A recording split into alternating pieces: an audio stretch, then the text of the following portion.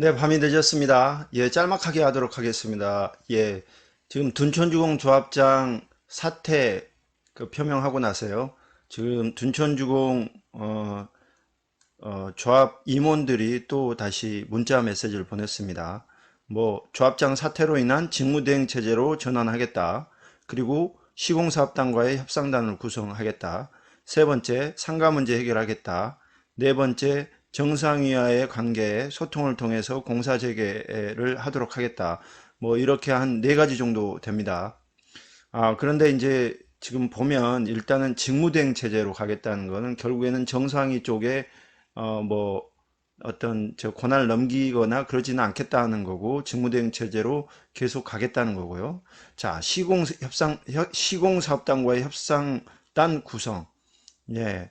지금 이제 서울시 중재가 종결되도록 노력을 하겠다. 그러니까 결국에는 합의점을 찾겠다 이겁니다.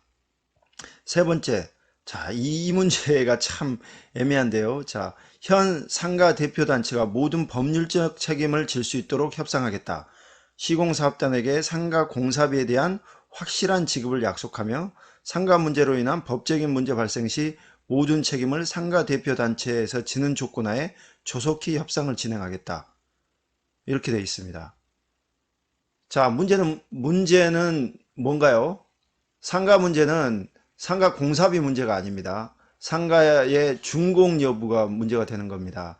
지금 상가 PM사가 유치권을 행사 중이고 그 문제가 해결되지 않으면 상가 문제는 풀리지가 않습니다. 그리고 이 부분에 대해서는 상당히 이율 배반적인 게요. 지금 상가 문제가 엄청나게 꼬인 게 기존의 상가 조합이 있었음에도 불구하고 지금 아파트 조합이 정관 변경을 통해서 지금의 현 통합상가위원회, 지금의 현 조합을 대표단체로 인정을 해줬기 때문에 발생한 사건입니다. 따라서 아파트 조합이 이 부분에 대해서 개입하지 말았어야 함에도 불구하고 개입을 하면서 문제가 발생을 했는데 이제는 이제 새로운 상가단체, 통합상가위원회가 모든 문제를 해결할 테니 그쪽에 맡기겠다 이렇게 하고 있습니다. 어떻게 해결하죠? 그분들이 지분 쪼개기로 들어온 분들이 수두룩한데 결국에는 자기들의 손실을 감수하고 PM사에 손해배상을 해주고 결국에는 사업을 진행하겠다는 건가요? 그렇게 되면 기존 상가위원회는 또 소송에 있어서 가만히 있겠습니까? 또 사업이 지연될 수밖에 없죠. 이런 부분들은 상당히 이율배반적이고요. 그리고 두 번째, 사업 시공단과의 협상을 하겠다. 이 부분은 의미한 바가 큽니다. 얼마 전에 조합 지금은 사퇴 표명을 한 둔촌주공 조합장이 사업비 대출 8천억 원을 자기들이 조달했다. 이율은 그리 높지는 않지만 조달에 성공했다라고 얘기를 하고 했었습니다. 이 사업비라는 게 결국에는 조합이 빌리고 시공단이 어떤 보증을 해주면서 낮은 이율로 빌릴 수 있었던 건데 이걸 이제 시공단과의 어떤 문제가 발생을 하다 보니까 결국에는 은행들 대주단이 이 사업비 대출 연장을 해주지 않았습니다. 그러면서 문제가 발생을 했고요. 그런데 조합이 8천억 원을 어디서 구했다고 하니 이 부분에 있어서 결국에는 시공단과의 결별을 선언하고 결국에는 자기 길을 가지 않느냐 이런 생각을 할 수 있었는데 그게 아니라는 거죠. 그리고 문제는 이겁니다. 자, 8천억 어디서 나왔을까요? PF 업계에 제가 좀 물어봤습니다. 이런 경우에 사업비 대출을 해줄 수 있느냐? PF 업계에서는 힘들다는 겁니다. 왜냐하면 지금 시공단이 유치권을 행사하고 있기 때문에 못 받은 공사비가 1조 7천억 정도 되고 그것에 대해서 유치권을 행사하고 있는데 그런 어떤 담보물도 없이 유치권을 풀지도 않고 사업비를 대출해 줄 만한 강큰 국내 증권사나 은행은 없다는 겁니다. 그렇다면 어떻게 되죠? 그러면 외국? 그래서 홍콩계 헤지펀드니 싱가포르 펀드니 이런 얘기들이 나왔었습니다. 그래서 뭐 홍콩계 헤지펀드에서 8천억을 조달을 하는데 이율은 14% 그리고 일부 지분까지 요구했다. 이런 썰이 나왔었죠. 예, 썰이 나왔습니다.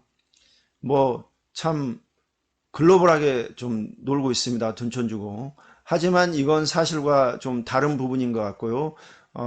구체적으로 드러난 곳은 하이투자증권이라는 데서 잠시 검토를 했던 것 같습니다. 물론 하이투자증권이 독자적으로 들어오려고 했던 건 아닌 것 같고 몇몇 증권사나 이런 대주단을 꾸려가지고 구성을 해서 들어와 볼까 검토를 했는데 이것도 만만치가 않죠. 결국에는 시공단과의 어떤 그 협상이 이루어지지 않으면 결국에는 사업비를 8천억을 대출을 해 주더라도 시공단과 결별하려면 1조 7천억에 대한 공사비를 지급을 해야 됩니다. 그런데 이런 공사비까지 지급을 했다고 쳐요.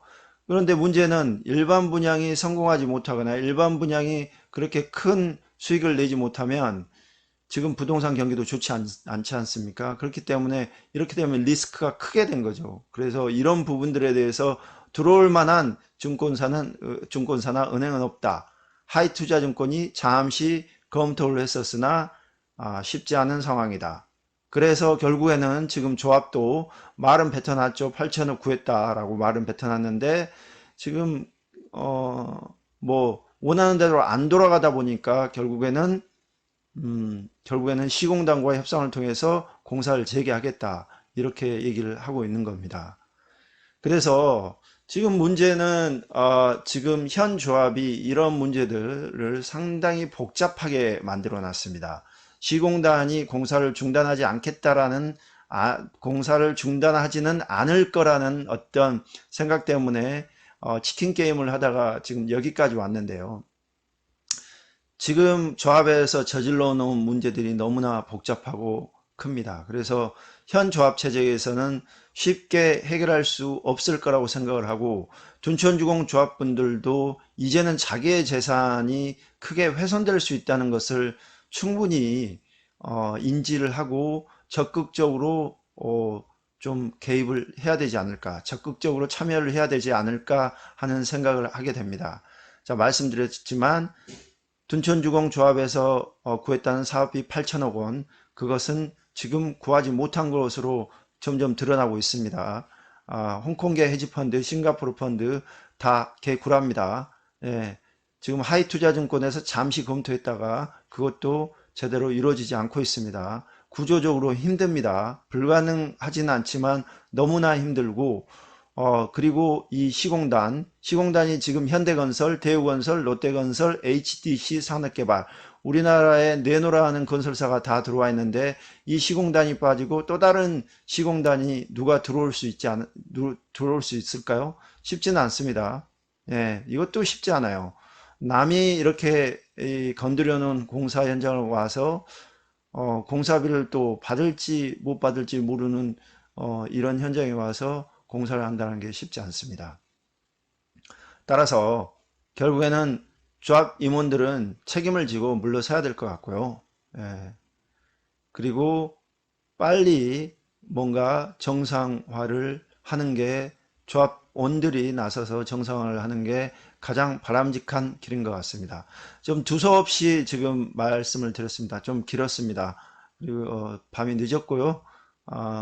뭐 둔촌주공 문제가 상당히 속도